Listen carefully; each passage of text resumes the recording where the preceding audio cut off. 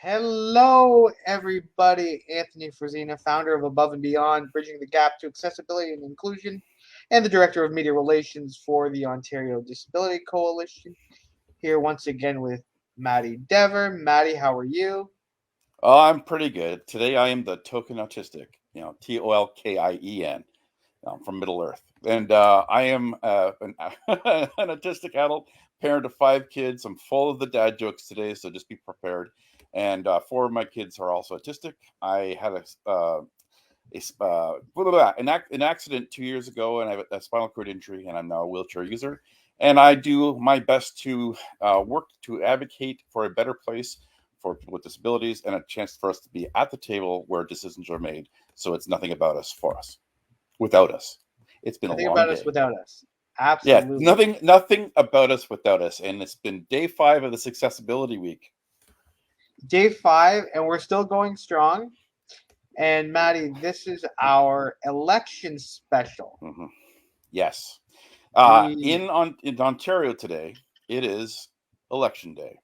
This is the day where all of the various parties who've been telling us all of the things they will do and all of the things they're saying the other parties won't do, trying to win our vote.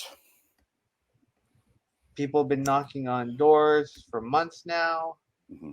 trying to sway the voters to their party's Mm-hmm. platform and their stature and their position.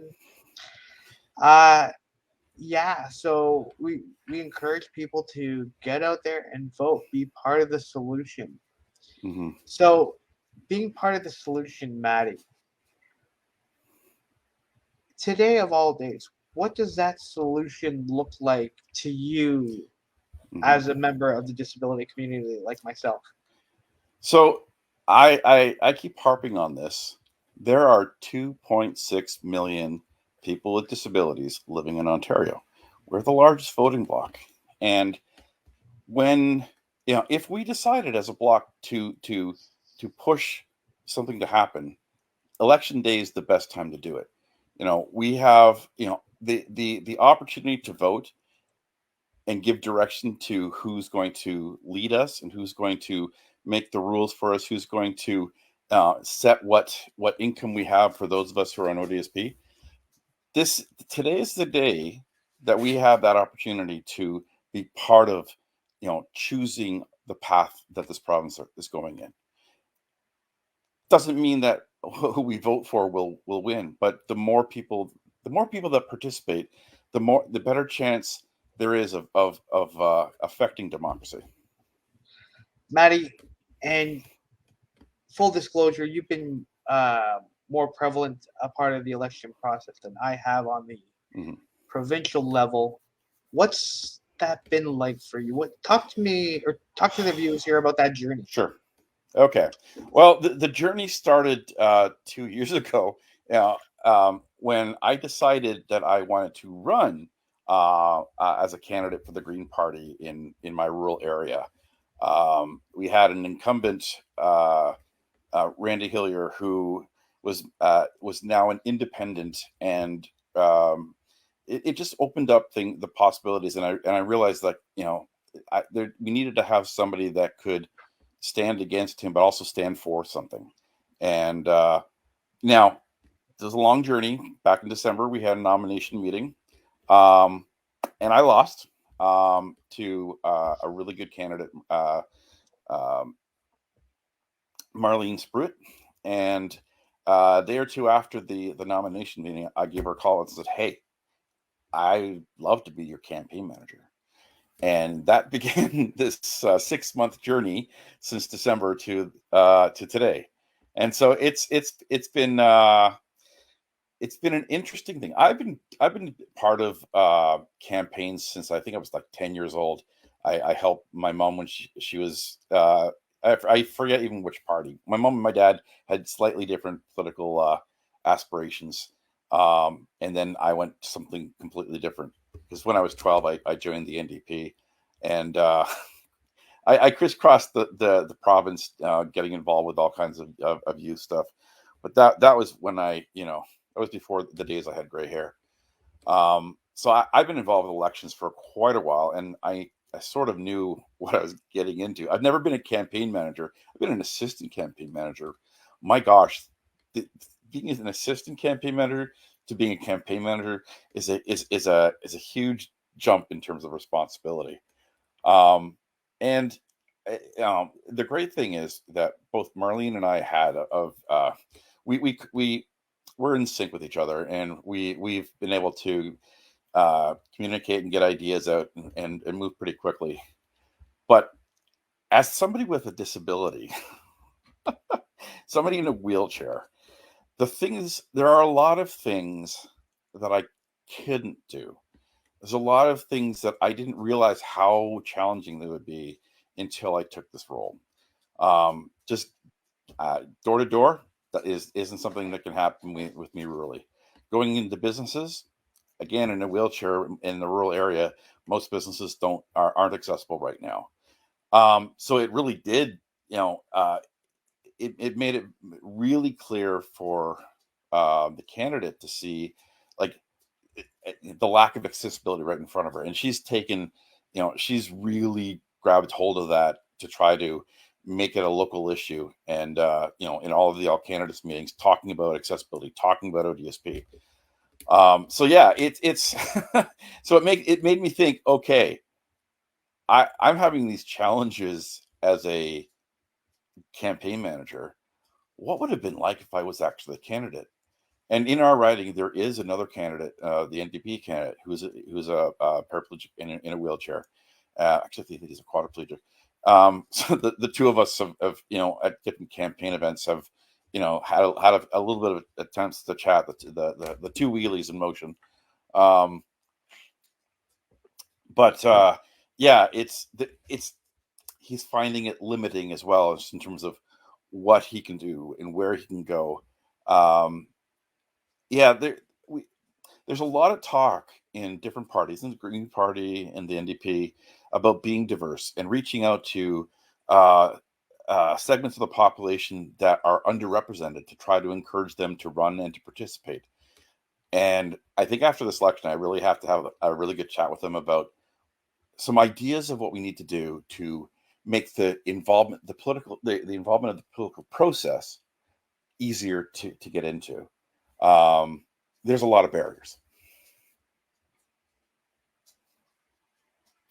I think you're on mute. I thought I had this held by now, but okay.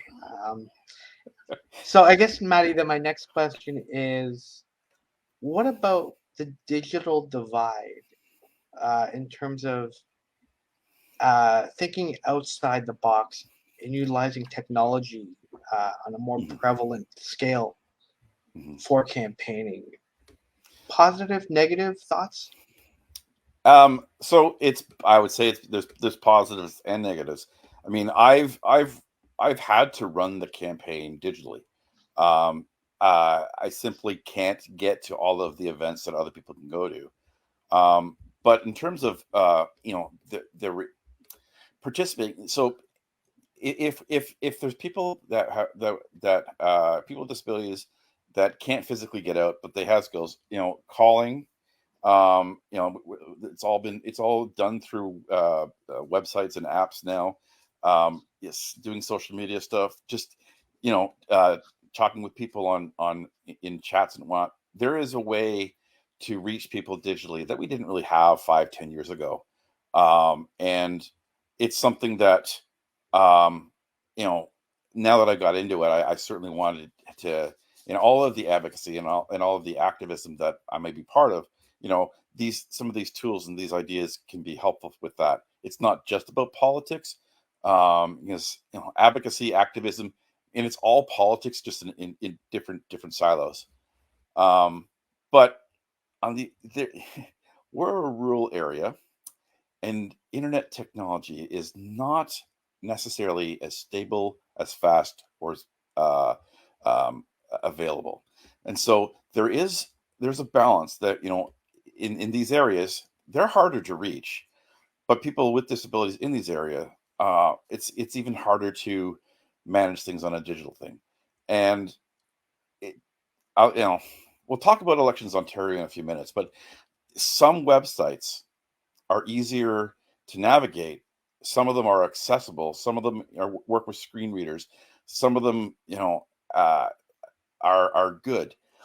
But we're not at the point yet where we're thinking inclusive from the start when it comes to political parties and activism. And we need to change that. Well, yeah, you said it, Maddie. Inclusive from the start, and that is the theme of this week, National Accessibility Week. That we're touching on it from different areas of disability inclusion, and Mm-hmm. today's our election special. Maddie, we were at Queens Park just over a month ago, Mm-hmm. advocating for ODSP increases, and giving real life snapshots on what it's like to live um, on a fixed income and what the horrors are of it. Mm-hmm. Today's election really is huge when it comes to the future of many people with disabilities. Mm-hmm. Um, I don't necessarily think we need to go through the different types of parties' Mm-hmm. promises, so to speak. And we've heard that that's available online. Yeah. Um, but what was that day like for you on April 28th when we were there, Maddie? It was really good to see, a good amount of people and from a bunch of different organizations all saying the same thing: raise the rates. And and many of us were saying double ODSP now. And it was it was good to hear some movement from some of the politicians, especially Mike Schreiner, who's been saying double ODSP for almost a year now, and I think it was even part of the platform in 2018. We heard the NDP say, the same thing, that we need to raise the rates. We even heard the Liberals say they need to raise the rates. Um, it's it's the media was paying attention, right? We had some unity. We had a message. We had something that was very clear, and that day started a uh, a trend through this whole election. Because many of us behind the scenes, digitally, on our computers, physically, going to campaign offices and all candidates debates, constantly sharing our story and saying that we need to double ODSP now. And the media has kept hammering all of the parties about this. They've been looking at every aspect of ODSP, every aspect of the areas where it's unfair, all of the stories, that are the really hard stories that really should uh, change people's minds. And what's really happening, that day made the next week, when the PC party, a week after their budget, actually changed something. And it's the only thing that they've changed in their whole campaign, was them promising to raise the rates 5%. And then the NDP, we were able to get, right in the middle of the election, they changed course and said that they would double ODSP in the second year. And that's because of the work that a lot of people with disabilities and a lot of our allies, we had a consistent message. We were united, and we kept the pressure on. And, that's advocacy, that's politics. And that's, every one of us had a role to play, as disabled as we are. Yeah, Maddie, and myself being there as well, hosting the press conference with you and then hosting the rally, you could really see the uh, enthusiasm, the emotion, the stories being Mm-hmm. told. And quite frankly, it was a real eye opener to the fact that inflation has gone up as much as it has, the fact that Mm-hmm. the cost of living goes up as much as it has, but yet ODSP has remained stagnant. Mm-hmm. You said it earlier in the broadcast, Maddie. Nothing about us without us. We are Yeah. the largest voting group. We are the largest bloc. What what kind of impact do you think um, the event had in terms of, again, you talked about the media taking more of an emphasis on it, being more out outgoing and being more supportive of the stories of the disabled community. Maddie, you were on Ontario Today Yep. earlier. What was that experience like? What did that convey to the audience? Well, it's I was able to, share a story and share some facts and really paint the picture that really made it clear that where we are, like, I have a shirt right now that I'm wearing, that we designed for this campaign that says, "Can you live on 1169 a month?" And when we ask that question, and when we talk about it on with reporters, and we talk about it with politicians, they're like, their answer is no. And so we can flip the question to them: is then why do you think we can, or why do you think we should? I ask every candidate that is part of a party that has not committed to doubling ODSP now, or that they've committed to doing it a little bit later. um I asked them, do how if you're a leader, how can you let's rephrase this. Your leader, your party is saying that we can live on this, or with a small increase, but you know that the poverty level is 2200 in 2020. um, if you feel that you can't live on that, and you don't think that we should live on that, then can you tell your leadership that we can't, and fight to change it in your party? And I know with the Liberals, there's been a lot of us that have had a lot of conversations with them, with a lot of the candidates, and they're not, they've not been willing to change anything during the campaign, but they really feel that, well, after we're elected, we'll fix this. They're talking about it, and that's even though it's hard, it's hard not seeing it like change right now. But the fact that you're talking about it, the fact that people everywhere are thinking about this, maybe for the first time, um it's like, you ask me, how do I feel? I really feel hopeful, regardless of which party wins. I know one party that I don't want to win, but I'm an advocate that's worked with that party for the last 4 years, and I've been effective in making some changes. Um, they're a party that, if you show them data, they might change. They don't necessarily, they're not a party that works well with activism against them, but they are a party that listens with the right data. And so our role really, right now we're in an election, right? Right now we're in an election period, and we're trying to influence the electorate who's going to vote, as well as the candidates, um, to who are. This is the only time that they have to listen to us. They should listen to us while they're once they're elected, but right now it's the time where they have to listen to us. Um, and you know, when this election period ends tomorrow morning, we don't stop.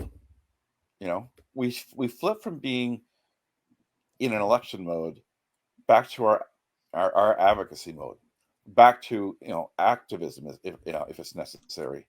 So I feel hopeful, because I've seen what we've been able to do. I've seen what a lot of disability organizations working together, saying the same thing, collaborating with each other.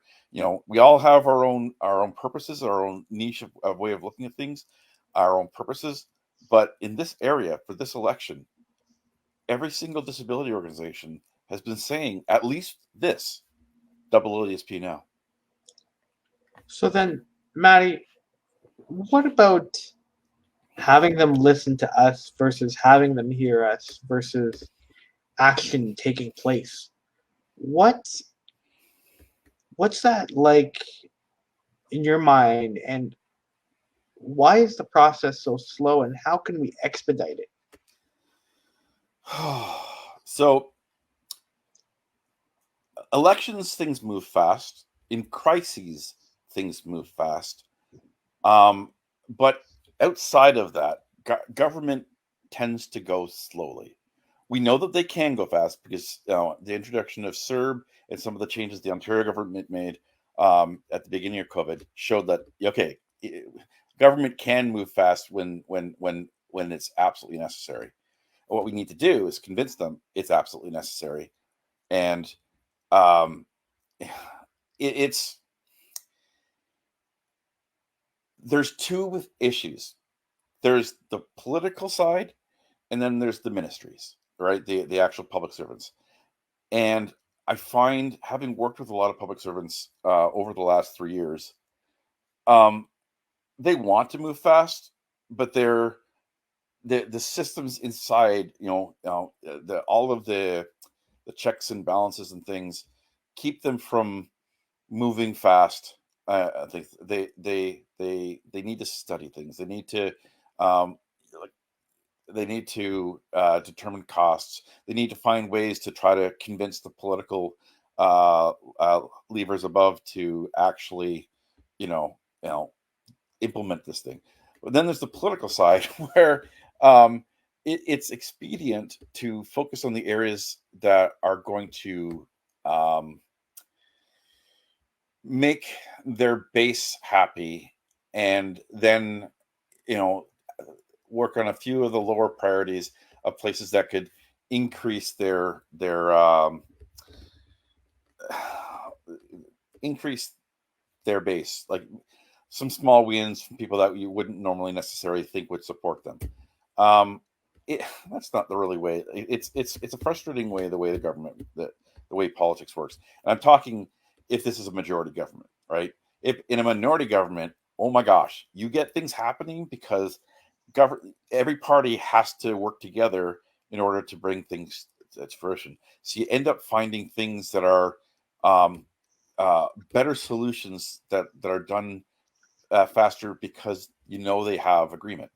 Um, we've seen some of the best programs, the best social programs that we've had in our country have all come because of minority governments, including the CERB.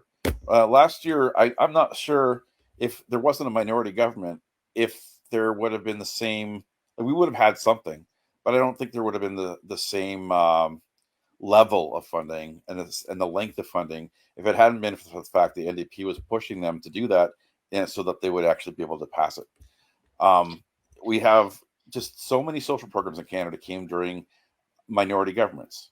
Majority governments, it's unless you're one of their special interests, and unfortunately, people with disability are not. We're not the center of attention that inside of most parties. We are um, we are definitely not the center of conservative thinking. We are a cost. We are um, we are an amount of money that needs to get spent with no return on investment. That's the thinking, and that's Well, totally wrong. Like we talked about yesterday. yeah, that's what I was just going to bring up, Maddie. You said it the other day that Hmm. we should be considered an investment and not a Hmm. cost. Exactly. Carla Qualtrough um, introduced Bill C-22 to the House of Commons today, and I'm just Hmm. going to read out the statement here. Bill C-22, an act to reduce poverty and to support the financial security of persons with disabilities by establishing the Canada Disability Benefit and making a consequential amendment to the Income Tax Act. Hmm. When I read that out, Maddie, what are your thoughts on that? Two thoughts. When they first announced this in 2020, I thought, "Oh, this is gonna be great." Or I think it was the beginning of it was announced in summer 2020. They was in the throne speech in 2021, and it was a year ago, almost a year ago today. It was this bill that you just read was introduced in the House of Commons, and we thought, yes, we're going to get going with this. We're going to push to get it done fast. But all right, we got it in there. There's going to be something, and then they called an election, and it died because we don't allow any bills that were done in the previous session to continue on when there's a new government in place, which is a very archaic rule, and I'm thinking that's something that it causes so much loss, so much rework that needs to get done, especially if the same party wins again. You're starting from scratch, so it was deflating, to be honest. They put it in there, and then they pulled the rug out from under us by calling an election that was unnecessary last year, with basically the same results. So a lot of us we've been pushing and advocating since September last year, September 21, to like reintroduce the bill. Like, why can't you start with that? Why is this not a priority? And we've had petitions, and we've had members of the parliament from many of the other parties speak and ask, why can't it be done? Why can't we reintroduce this? We have a large percentage here are backing that this bill needs to be put through. And it's sort of a month, sometime in the last month, the Ontario elections got me a little bit lost in time, because it's there's no weekend in an election. It's just election. But in the last month or two, there was a motion put forward in the House of Commons that had unanimous support that the government reintroduce that bill and move on it quickly. And so today, which is great timing for our talk today, it was reintroduced, almost the exact same bill. Now, a lot of us are like, this is good, where at least we can move forward. Many of us are also just so disappointed that we had to wait a whole year for the same thing. Now, some good news is that one of the things that is going to be happening over the summer, and I believe it starts next week, is a whole bunch of sessions where the government is having feedback sessions and information sessions, and where they're going to start talking about what some ideas, so that people with disabilities have direct impact on how what this benefit might be, how it may work. And so check with any disability organization right now in Canada. Many of them are hosting it as well. You can ask, if you have your own disability organization, you can ask to host a roundtable as well. So I know that there is a real push this summer, to get a lot of the groundwork done, so that there's some tangible regulations available alongside this bill, which basically says, here's the shell of this, and the regulations will be the meat of it. So we don't know the meat yet, but we have the skeleton. So it's good, it's progress, but it's been frustrating because this was done a year ago, and we just wasted a year. Government works slow. So essentially, cautious optimism is what I'm gaining from you. You know what? If I had, yes, 2 words under my 1,000. Thank you. Yeah, and I echo those same sentiments, Maddy. It is cautious optimism.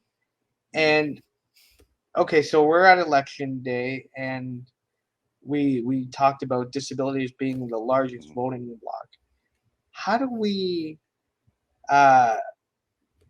eliminate the stigma behind people with disabilities actually getting to the polling station? What's been the evolution of voting for people with disabilities?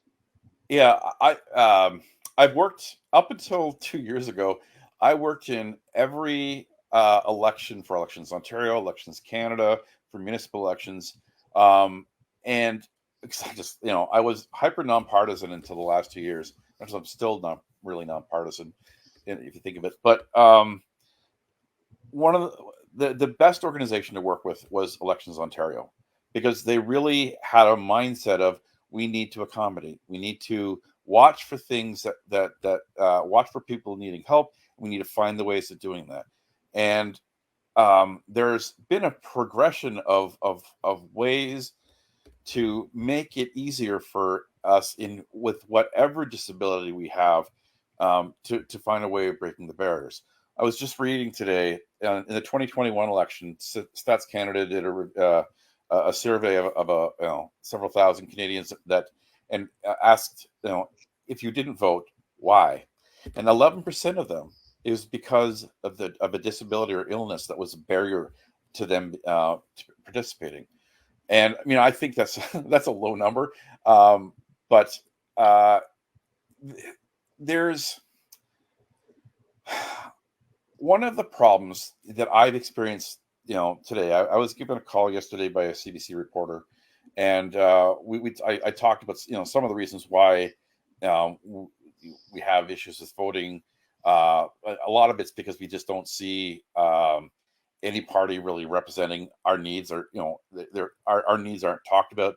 This election's a bit different because we have been talked about, which is great, but it's a trust issue that we have. But I said, for some of us, it's difficulty in voting, and so, I said, like, I know Elections Ontario is trying to make it easier.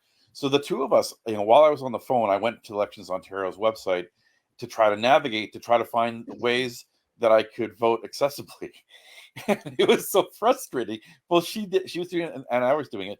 The website was confusing, and so many click here and click here and click here and put in your postal code, and then you get some information, and then you'd have to go back to the start to then figure out what to do with that information.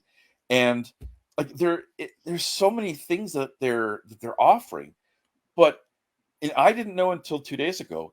You can request that you can request that somebody come to your door to bring you a ballot so you can vote at home, and that's a great thing. But I didn't know about it, and I'm a disability advocate, and looking at their website, looking at their advertising, this is something that's a fine print, where it really should be a bold print saying, "Hey, here's how we can accommodate you." You, they're thinking about inclusion, but they're not inclusive from the start. They're not making it easy from the front page to click on an accessibility button and say, "Hey, here's the ways we can help you." One click, because I am I'm pretty much of a whiz on the web, but it was confusing to me. So I can imagine it could be confusing to others. And then I guess, Maddy, what I'm getting from you is the thought and the effort is there, but the Mm-hmm. communication of what effort has taken place Yeah. to the disabled community and those who require different needs in terms of voting was not there. The My outreach, my essentially. my gut feel, and this is the case in much of our lives, is somebody thought, "Hey, here's how we can be accessible," and put it up without actually asking somebody with disabilities, saying, "Hey, how do I how do I get this information to you that would be accessible to you?" It's like they've built a door with an accessible button and then put a garbage can in front of it and think, "Hey, they've got a button, it's a door, you got it, we're done, right?" Yeah, it's right here. Just hold on. Let me move the garbage can out of the way so you can Yes, see it and you can exactly. access it, or put it on the right side of the door. Yeah, When you press the button, activates the right door of a double door. Excuse me, yeah, that's a little bit. or hide it around the corner on another wall, so that you have to go like playing Where's Waldo with the accessible button, and then you hit the button, then you have to race back to the door and try not to get. Yeah, we need people. What we really need is, anytime you're thinking about accessibility, and you should be thinking about right from the start, include people with disabilities. Start with us. Ask us. Bring us in. Nothing about us without us. This that would actually stop these kinds of things. You would know where you need to be inclusive. You would know what accommodations we need, and instead of doing it for us and then finding it just doesn't work. It's our life. Hey Rob, hey Sherry, thanks so much for joining us. Yeah, and Rob, yeah, it is good. in terms of the doorstop and the accessibility of the environment of which we go to vote too, for those who are able to get out and get to voting, and somebody bringing the voting ballot to you so you can vote from home. I just learned about this now through you, so I it's and I say that with respect because Yeah. the the thought is there, the outreach to getting that information out there, and I believe is simply lacking. Hmm. Uh, but talk to me then, Maddie, then about the strides that have been made. Like, what can we say on a positive note that's been? Well, they ensure that every location for voting is accessible. I mean, I have some nuances with that, but yeah, Mhm, so d- do I. yeah, I'll explain that one of those nuances today. I'll tell you. I'll let you know my experience at two of our polling stations here in town. So they train people. Part of your Elections Ontario training, part of it, for whatever job, there's how to work with people with disabilities, how to accommodate. It gives you all kinds of like different types of disabilities and all about giving the agency to the person all the time. So that's huge, and that's again one of the reasons I really loved Elections Ontario. I didn't feel the same Elections Canada, and I certainly didn't get that from municipal ones. But Elections Ontario, consistently over the last 20 years, I've seen an uptick in how they're trying to support on the day. Now, they're this time they really, especially with COVID, they made it, and a lot of people really being uncomfortable uh, going into busy polling stations on elections day. So the being able to get a ballot sent to you that you can send by mail, that has increased 300% in terms of, from the last election, of people taking the special ballots. That's huge, right? That's something that they've pivoted and adapted to a need. Again, the coming to home, I had no idea. I knew they would do this in hospitals. I knew they would do this in retirement homes and long-term care homes. I did not know they would do this to your own home. That is huge because there's many people that are um, disabled, frail, immune compromised. There's all kinds of reasons why getting out to vote, even in advanced polling, is it's just too difficult. So I think that's great. I think that like all of these, there's good intention with these things. The problem is is just not knowing about this, not advertising this, not leading with this. So really good ideas just need to be tweaked so they're actually enabling us to do it. I didn't know, and I'm a disability advocate. You didn't know, and you're a disability advocate. So you can imagine how few other people know about this because it's just not been advertised in any way digitally. I mean, you go to the website even, which they're telling like all of the ads. Go to the app, download our app, go to the website, get all your information there, and it's just not easily it's not accessible from an information gathering perspective, right? It's accessible in terms of the screen reads, the content's there. It just we need it first, not hidden. And I mean, I'm not saying it's hidden, but in practical sense, it's hidden because we can't see it, find it, access it. What would you say then, Maddie, then in terms of on-site accommodations for the disabled community in terms of being able to cast their vote with integrity? How have you seen that evolve? I have yeah, so again, I started doing this about 20 years ago, and um I think 20 years ago, they started trying to. Oh, yeah, it's around the. Oh my gosh, yeah, around AODA when it was first. So not quite 20 years ago, but when they introduced AODA, one of the first things is Elections Ontario tried to, they changed a lot of their training materials to, you know, uh, really seek out accommodating people. So slowly over time, I've seen more ways that they've been able to train the people, the staff to support, as well as opening up avenues for people to be able to vote.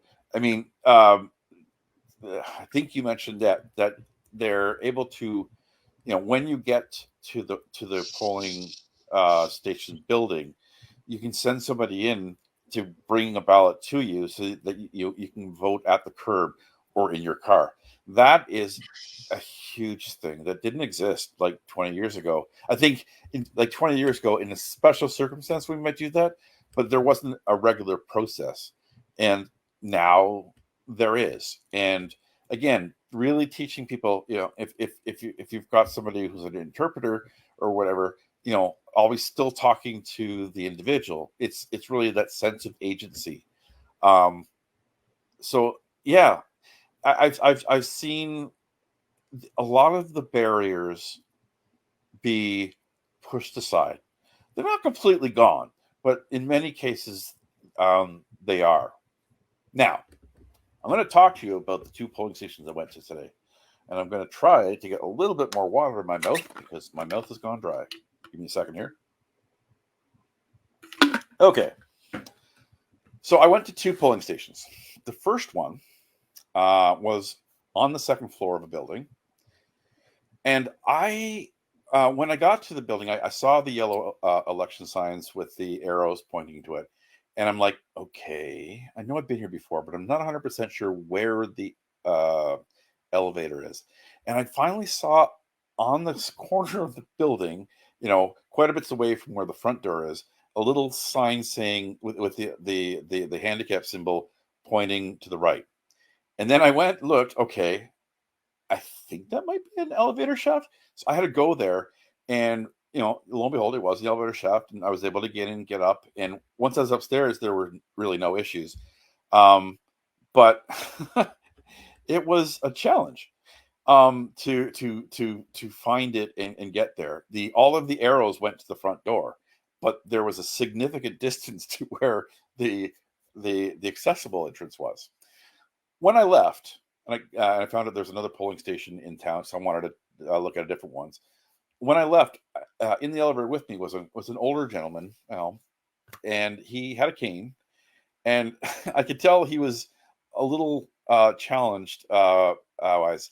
And he said to me, "I really wish they didn't make the distance to the elevator so damn far. It's so far." It really was. It was double the distance. And so I was in a motorized wheelchair. It doesn't really matter. The distance doesn't matter to me unless we're talking about kilometers. But for him, it was a real challenge. It was double the effort that anybody else had to do, and he's the one that needed the mobility support. So that's an issue that really needs to be thought through. That accessible entrances should never be further away than the abled entrance. Now, the second building I went to is all on the main floor. It was a 1 floor thing, and there was the same entrance for for me as anybody else. I just happened to be able to hit a button, but it's the same entrance. Go right in, greeted right away, and same large expanse inside. Total difference in accessibility. Both of them were accessible. One of them was significantly more accessible than the other. This is the thing that I think we've experienced this in every aspect of our lives, right? It's nothing new to us, but it is frustrating when people are talking about it being accessible where it's not really fully accessible. It may be accessible to me in a motorized wheelchair. It was not accessible to that man. It was not accessible. It was a real challenge. He got in, he got through it. But I think the reason why the voting rate for people with disabilities is so much lower is because the barriers. Some of us can't get past those barriers. Some of us can. Thanks, Maddy. Yeah, and I'll speak to a little bit about my voting experience today. Um, my polling station was next door to where I live. So to get there was very straightforward and very easy to navigate too. And then entering the facility and getting to the polling station was great. However, this polling station actually was located in a gymnasium, and I'm far gone from the days of high school and uh, elementary school and so forth to notice that the gymnasiums now have matte flooring, so it's not a hard surface. Um, so it's more of a matted surface to wheel on. So once I transitioned from harder floor, uh, to this surface, I was taken by surprise because you see the typical gymnasium floor, but then when you get onto the gymnasium floor and your ability to move was significantly affected. Mm-hmm. I mean, it caught me off guard. Mm-hmm. Once I got on the flooring, but people there were so nice about it. I mean, because I literally was literally in shock to kind of like feel that. I wouldn't even call it a subtle change in flooring. Oh, it's dramatic change in flooring. Yeah. But then just kind of then having to navigate from one part of the gymnasium to another part. You essentially did the four corners of the gymnasium before you were able to exit. So I got a little bit of an added workout that I did not Yeah. expect.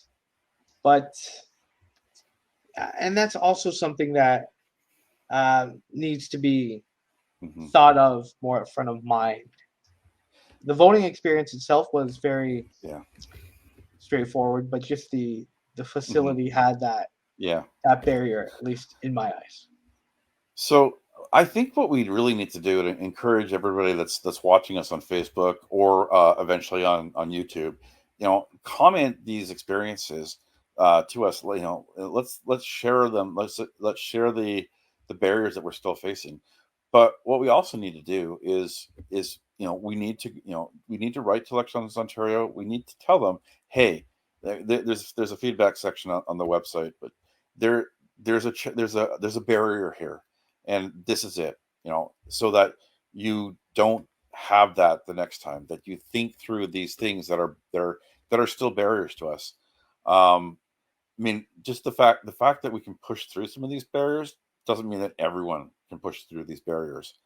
And the only way we're going to get change in this particular area is by commenting on it and providing them the feedback. I know from experience that they do take the feedback they get from voters extremely seriously. And that's one of the reasons why Elections Ontario has improved every election from the previous one. But sometimes you move one thing and you find you remove one barrier and there's another barrier. Oh my gosh, it's like the Russian doll. Maddie, that was going to be my question. In terms of sharing feedback, how serious is the feedback taken, and how is it actioned on a prioritized level? So there's two things you can do. I mean, so there's three R's. If you can deal with Elections in Ontario directly and give them the feedback. They usually within a year of an election they give a report on the election, and part of it does talk about the accessibility issues and what their plans are for accommodating that. And if we see some things not being taken care of that we did put in, we could put in uh, a report with the ombudsman, and they do will their job is to make sure programs are run the way they're supposed to run. And anytime there's a barrier that should have been handled, they will go and try to get it fixed, and they will write about it if it doesn't get fixed. And then the third way is, well, yeah, the auditor general, but I don't really think in our case that's never mind that one. So it's just those two paths are very helpful. And so then, Maddy, now what? Um, elections Vote, going on. What's vote. You that? still have a few hours. Go vote if you haven't voted. What are you doing watching us? What, you haven't voted yet? What is this? Why are you watching it? Put us on put us on your headphones and while you're going, and so we can continue to tell you vote. Okay, but you're seeing this, a few days from now. What do we do now? Get involved. Find other people that are of like-minded, and other disability organizations that are really trying to keep pushing this through, and see what they're doing, see what you can do to amplify it. And I think I interrupted you. I apologize. No, no, no. Go ahead. I was just fixing my earpiece here. It's okay. I I got a little excited there. Yeah, there's, as I said before, today's the last day of this is the election day. Tomorrow is the beginning of our advocacy and activism to continue things on. Our work doesn't end until we're all out of poverty. It doesn't end until punitive actions don't happen. It doesn't end until all of the barriers that we experience are gone. There's work to be done as people with disabilities, so that our lives, our quality of life improves, and we really do have the opportunity to thrive. So get involved. Ontario Disability Coalition, we're both part of. There's others. Whatever the needs that you have that you need addressed. Participate with organizations that are fighting for that. Participate with political parties. The next election begins tomorrow. Doesn't matter when the election is; it begins tomorrow. So if there's a party that has resonated with you during this election, if there's a party that you feel is speaking to disability issues, but they might not win tomorrow or today, um, join them, participate with them, get involved, tell them the issues that you're facing, tell them the obstacles and barriers to being involved, so that the next election they have a better chance to get power, to win more seats, right? There's so many ways that we can get involved, but the first thing we got to do is step forward into it. Yeah, Maddie, you led in perfectly to the next question that I had. There are so many ways for people to get involved. What are those ways, Maddie? How can people get involved? Reaching out to yourself, reaching out to me, Mm-hmm. reaching out to the Ontario Disability Coalition, and there's many coalitions that span Ontario that are doing great things to bring about the importance of representation, bring about the importance of inclusion, accessibility, uh, diversity. Mm-hmm. Uh, how can people get involved? So the kinds of things, doing email and letter campaigns, calling politicians, going to rallies, writing things on social media, sharing things on social media if you don't feel like writing things yourself. Um, there's there's so many things I can think of, but they're all hard to get out. But um, for the next X amount of years between now and the next election, there are going to be many issues that are going to come up. Get involved when those issues come up. Get together with other people or other groups, and focus on that issue. One of the things that I have discovered in my many years of advocacy is that it is easier to sell one thing than 10. Right? We've seen that success with double ODSP now.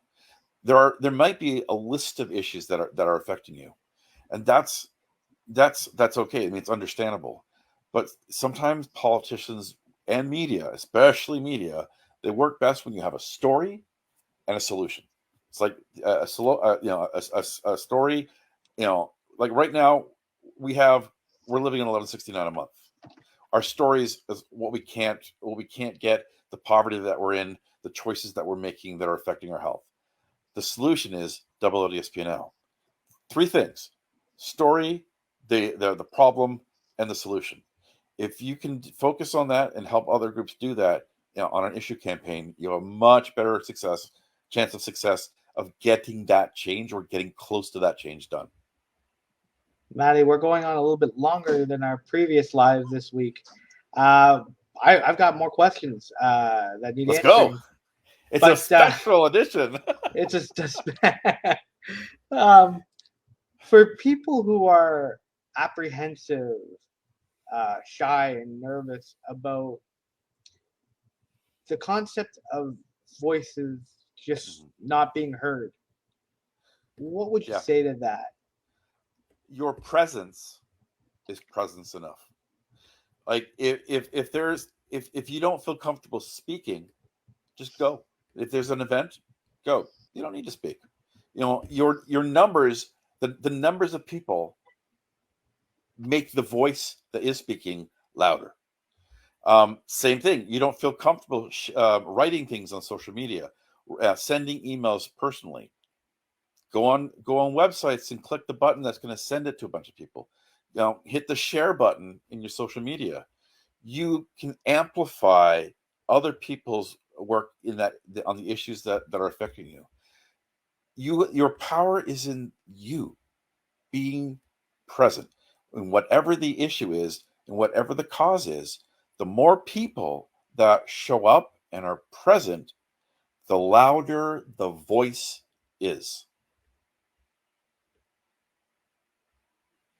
You're muted. You're muted. We'll get this right eventually. Maddy, this has been a lot of fun. Just give a shout out to Sherry, Rob, and Judy for their comments. People who have jumped on our lives today and this week.